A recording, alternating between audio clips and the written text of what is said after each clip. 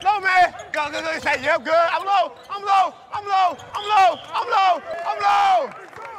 A big what's up to everybody. Welcome back to the channel. We have reached the first week of October, which means that the Philadelphia 76ers and their basketball program is legit around the corner. Oh, what a year a difference makes, fam. Last time this year, our squad was on the brink of shambles with everything that was going on. But fast forward, beyond the miniature speculation around James Harden and his welcome back tour, there is little drama around the team, and all are focused and mindful on the goal, which is to bring that Larry O'Brien trophy back home to Philadelphia for the first time since 1983. Long time.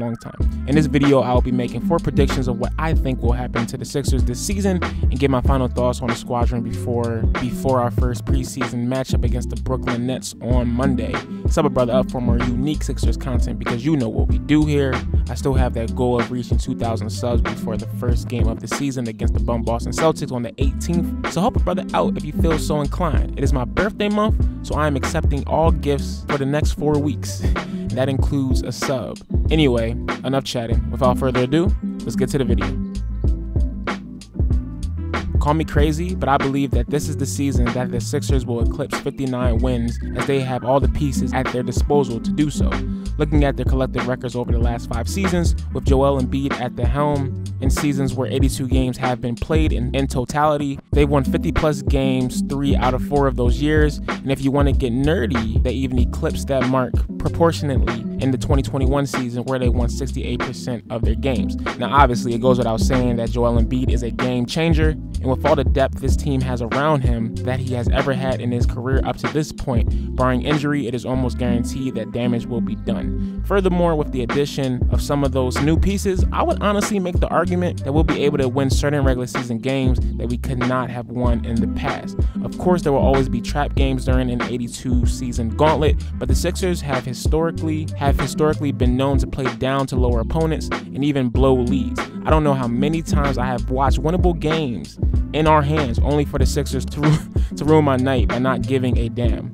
Now maybe I'm naive, but with the hustle players like Montrez, Milton hyping up the crowd with a dunk or a steal, throwing in the loud player coach known as PJ Tucker into the mix who always has to get it done and never wants to lose, I don't see us losing many of those nutty games anymore, at least not that much. Like you would figure with 82 games, you have about 22 losses to actually play with, so with a focused team, I don't see why we couldn't accomplish it. If you feel like I'm being overachieving, at the very least, I believe we will have our highest win percentage of the Embiid era, so that means around 56 games at minimum.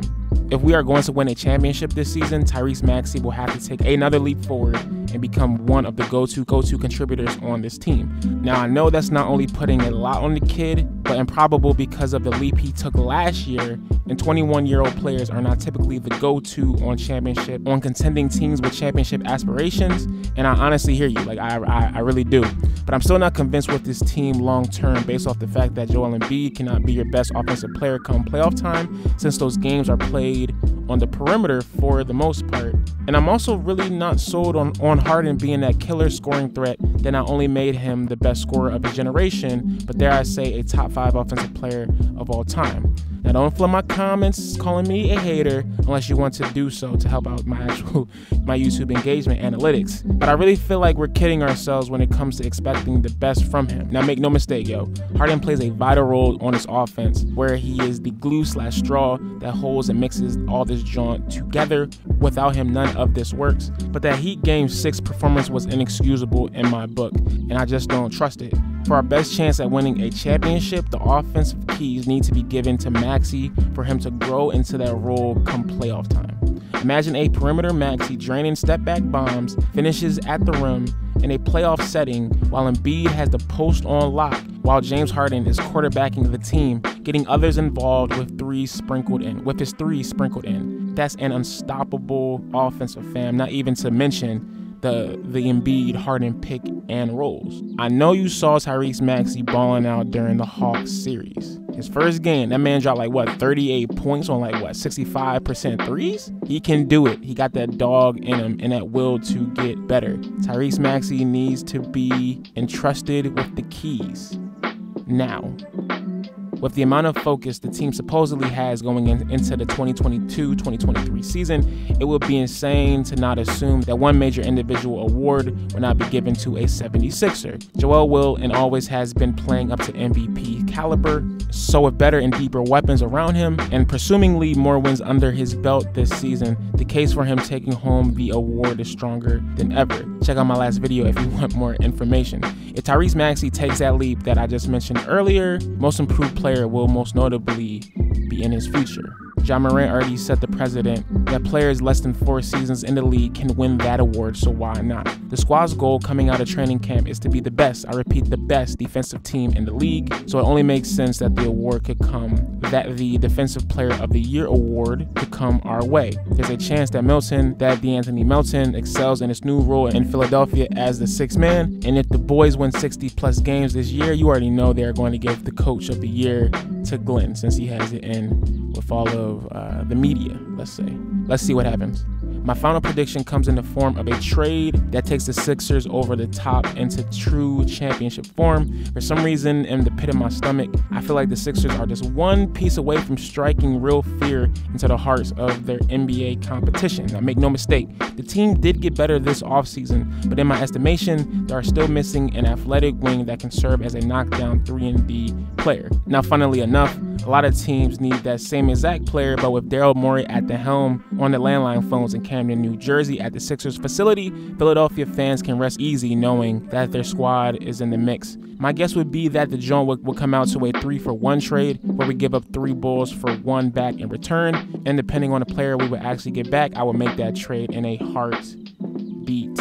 Overall, it seems like we have enough players to fill stop gaps within the system, but very few at the top of their position. If you were to ask me who is most likely to get traded, my answer to you would be everybody on the bench minus Melton, and from the starting lineup, it will be Tobias Harris. Of course, not because he's corny. If y'all have been watching the channel for a minute, or just follow my IG page at The Beard and Joe Show, you know that I am a Tobias supporter, hands down, 100 grand, pots and pans, but his 30 mil contract can potentially garner more pieces back for us. I would take that with a grain of salt though, and expect more of a bench trade coming. The NBA trade deadline come February will be a sight to see, and I bet you a vegan chocolate chip cookie, shout out to my mom, that our boys will be in the midst of it. Scare money make no money, so a trade putting us closer to the goal of capturing the chip is a green light in my book.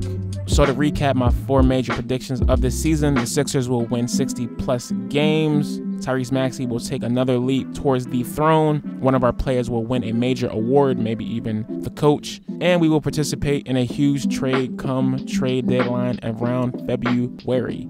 I want to thank everybody for pulling up and listening to A Brother Think. Like, comment, share, subscribe with the Sixers Fiend if you feel so inclined. What are your predictions for the most important season in recent Sixers memory? Am I crazy with my 4? Let me know. As always, them Bulls are mad because the process worked. My name is Cain, and I will see you next time.